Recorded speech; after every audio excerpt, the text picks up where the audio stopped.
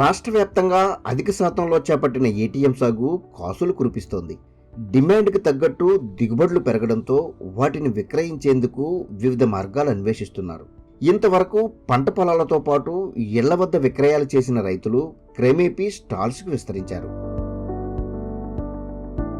ఈ పరిస్థితుల్లో రైతులంతా తాము పండించిన ఉత్పత్తులను భాగస్వామ్య పద్ధతిలో ఒకే వ్యక్తికి అప్పగించి అమ్మకాలు చేస్తున్నారు. ఈ పద్ధతి వల్ల తక్కువ ఉత్పత్తులున్న సమయాల్లో సైతం వృధా కాకుండా రాబడి సాధించేందుకు ఆస్కారం కలుగుతోంది. ఏలూరు జిల్లా పెదవేగి మండలం అమ్మపాలెం గ్రామానికి చెందిన రైతు చందు సత్తిబాబు 3 ఏళ్లుగా ప్రకృతి వ్యవసాయ పద్ధతిలో సాగు చేస్తున్నారు. తనకున్న ఎకరాన్నర పొలంలో 20 సెంట్లలో ఏటీఎం, మిగిలిన భూమిలో వరితో పాటు ఇతర పంటలు వేసుకుంటున్నారు. ఈ క్రమంలో ఏడాదిన్నర క్రితం ఏటీఎం సాగుకు శ్రీకారం చుట్టారు.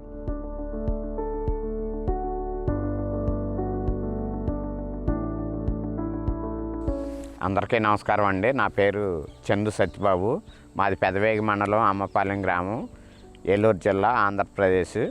2016 నుంచి నేను నాకున్నటువంటి ఎకరన్నర పొలంలో ప్రకృతి వ్యవసాయ పద్ధతిలో పూర్తిగా పాటించి చేయటం జరుగుతుందండి. నేను ప్రకృతి వ్యవసాయంలోకి మారటానికి ముఖ్య కారణం ఏంటంటే 2016కి ముందు నా పొలంలో వైరస్ లాగా వచ్చి సుడుపులుగా ఎండిపోవడం జరిగింది. అటువంటి టైంలో సిఆర్పీలు వచ్చి భూమిని డెవలప్ చేసుకుంటే ఆవు పేడ, ఆవు మూత్రం, గో ఆధారిత వ్యవసాయం చేస్తే ఇలాంటి వైరస్లు తగ్గుతాయి అని చెప్పారండి. ఆ రోజు నుంచి ఈ రోజు వరకు పూర్తిగా ప్రకృతి వ్యవసాయ పద్ధతిలో చేయటం మొదలుపెట్టానండి. దీనిలో భాగంగా రైతు సాధికార సంస్థ నిర్దేశించిన మౌలిక సూత్రాలకు అనుగుణంగా బెడ్లతో పాటు కాలువలను ఏర్పాటు చేసుకున్నారు. అనంతరం ఈ బెడ్లపై ఘనజీవామృతం వేసి కూరగాయలు, ఆకుకూరలు, తీగజాతి, దుంపజాతి, పండ్ల మొక్కలతో పాటు ఎర్ర పంటల విత్తనాలు, నారు నాటుకున్నారు. వీటితో పాటు అధిక పోషకాలుండే రెడ్ బ్రాకలీ పంటను సాగు చేశారు. ఒక 20 సెంట్లు ఏటీఎం మోడల్గా వేసుకున్నాను. ఏటీఎంలో దాదాపు ఒక 18-20 రకాలు ఉండేలాగా పెట్టుకోవడం జరిగింది. అలాగే ఆకుకూరలు వచ్చేటప్పటికి తోటకూర, గోంగూర, మెంతికూర, కొత్తిమీర వేసుకోవడం జరిగిందండి. అలాగే దుంప జాతులు వచ్చేటప్పటికి ముల్లంగి, బీట్రూట్ కూడా పెట్టడం జరిగిందండి.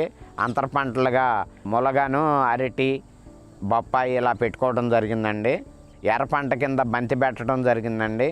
అలాగే 4 సార్లకు ఒకసారిగా టమాటా కూడా పెట్టుకోవడం జరిగిందండి. చిక్కుడు, గోరు చిక్కుడు, చెట్టు చిక్కుడు లాగా ఒక 20 రకాల పంటలు పెట్టుకోవడం జరిగిందండి. ఈ పంటలకు 15 రోజులకు ఒకసారి ద్రవ జీవామృతం అందిస్తున్నారు. అదేవిధంగా పంటలో ఉత్పత్తి పెంచేందుకు కోడిగుడ్డు నిమ్మరసం ద్రావణాన్ని పిచికారీ చేసుకుంటున్నారు. ఈ విధంగా సంస్థ విధించిన రాజీ లేని సూత్రాలను సాగులో అమలు చేస్తున్నారు.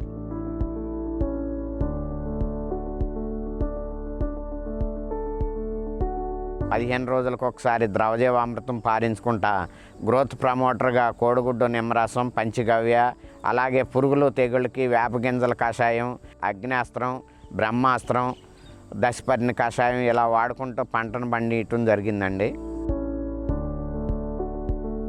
దీనిలో బీపీటీ 5204 పంట వెరైటీని నేను వేయటం జరిగిందండి.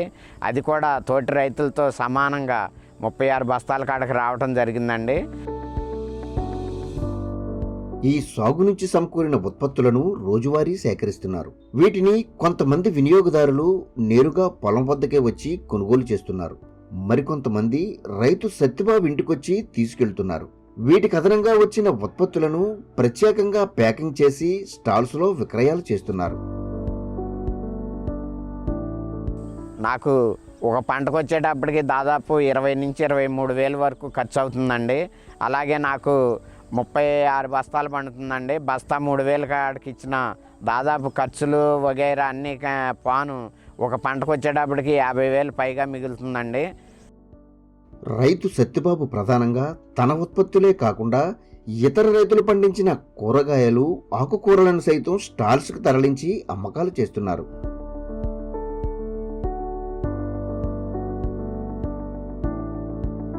ఈ క్రమంలో ప్రకృతి పద్ధతిలో పండించిన ఉత్పత్తులను మార్కెటింగ్ చేయడంలో తన వంతు భాగస్వామ్యం వహిస్తున్నారు.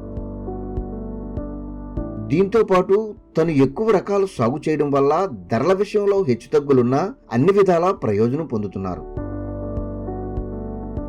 అలాగే ఈ ఏటీఎంలో 18-20 రకాల కూరగాయలు, ఆకుకూరలు, దుంపజాతులు పెట్టుకోవడం జరిగిందండి. ఈ మా కుటుంబ అవసరాలకు పాను మిగిలినవన్నీ తీసుకెళ్ళి ఏలూరులో కలెక్టరేట్లో జేడీ గారి ఆఫీస్ దగ్గర స్టాల్ ఏర్పాటు చేసి దాంట్లో అమ్మటం జరిగిందండి. అలాగే నా దగ్గరవే కాకుండా మిగిలిన రైతులు ఏవైతే పండిస్తారో మన పూర్తి ప్రకృతి వ్యవసాయ పద్ధతిలో వారి దగ్గర నుంచి కూడా తీసుకెళ్ళి ఆ స్టాల్లో ఏర్పాటు చేసి అందరికీ అందుబాటులో ఉండే రకంగా అన్ని రకాల కూరగాయలు కూడా ప్రతి ఒక్కరూ వస్తే వాళ్ళు వారానికి సరిపోను కొనుక్కుని వెళ్ళే విధంగా ఏర్పాటు చేయడం జరిగిందండి. ఈ ఉత్పత్తులు తింటున్న తన కుటుంబ సభ్యులు సైతం ఆరోగ్యంగా ఉంటున్నారని రైతు సత్యబాబు ఆనందం వ్యక్తం చేస్తున్నారు. అలాగే నా గ్రామంలో ఉన్న నా చుట్టుపక్కల రైతులను కానీ, నేను పనిచేసే యూనిట్లోని వివిధ గ్రామాల్లోని రైతులను కానీ ప్రతి ఒక్కరూ ప్రకృతి వ్యవసాయం చేసి వారి భూమిని ఆరోగ్యంగా ఉంచి వారి ఫ్యామిలీలు మంచి ఆహారం తీసుకుని వారికే గాక వారితోటి 10 మందికి మంచి ఆహారాన్ని పంచివ్వాలని దాన్ని నేను ఎక్కువగా మొబైల్ చేసుకుంటా రైతుల్ని డెవలప్ చేసుకోవడం జరుగుతుందండి.